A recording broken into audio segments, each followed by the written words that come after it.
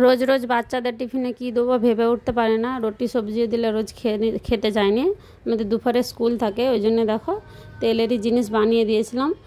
তাল নেই তো কী হয়েছে, আমেরই ফুলারু বানিয়েছিলাম, এত সুন্দর টেস্ট হয়েছিল। আমি হয়ে যেতে দুটো খেয়ে দেখছি, খুব সুন্দর লেগেছিলো আর এত সুন্দর সেন্ট উঠছে গোটা ঘরে। দেখো আমি হাফ বাটি সুজি নিয়েছি, একদম পাতলা সুজি। এটাকে গরম দুধে 10 মিনিট ভিজাতে ছেড়ে দেবো।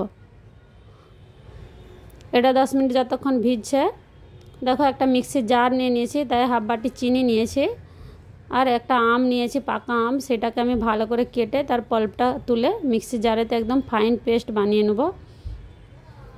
আজকের ভিডিওটা যদি তোমাদেরকে ভালো লাগে একটা লাইক কমেন্ট শেয়ার করবে। ভিডিওটা তোমরা অনেকেই দেখো কিন্তু কেউ চলে যাও এমনি লাইক আর করনে। দেখো আমের পল্পটা আমার রেডি হয়ে গেছে, মিক্সির জারেতে ঘুরিয়ে নিয়েছি। এটা এবারে সুজির বাউলে আমি সুজিটা যে আমি রেডি করেছিলাম দুধ দিয়ে, সেটার সাথে মিক্স করব। হাফ বাটি ময়দা নিয়েছি, একসাথে ময়দাটা দেবো না, দুবার ধরে দেবো। যদি লাগে, যদি বেশি ভেজা ভেজা লাগে ময়দাটা অ্যাড করতে পারো। এরকম করে কন্টিনিউ 10 মিনিট ঘোরাবো। যত বেশিক্ষণ ঘোরাবে ফুলারুগুলো সফটও হয় আর ফুলেও খুব সুন্দর। আমি দেখো একটু অল্প করে স্বাদ অনুসার নুন দিয়ে দিয়েছি, ময়দাগুলো সবই দিয়ে দিয়েছিলাম, দিয়ে এরকম 10 মিনিট ঘোরাবো।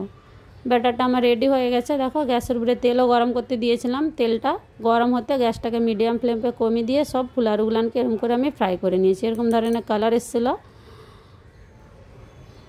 বাস আমি এগুলানকে তুলে নিচ্ছি, আবার আমি যা ছিল সেগুলানকেও দিয়ে সব ফ্রাই করে নিচ্ছি। তো আজকের ভিডিওটা কেমন লাগলো অবশ্যই বলবে। ভিডিওটা পুরো দেখার জন্য অসংখ্য ধন্যবাদ। সবাই ভালো থাকবে, সুস্থ থাকবে, আবার মিলবো।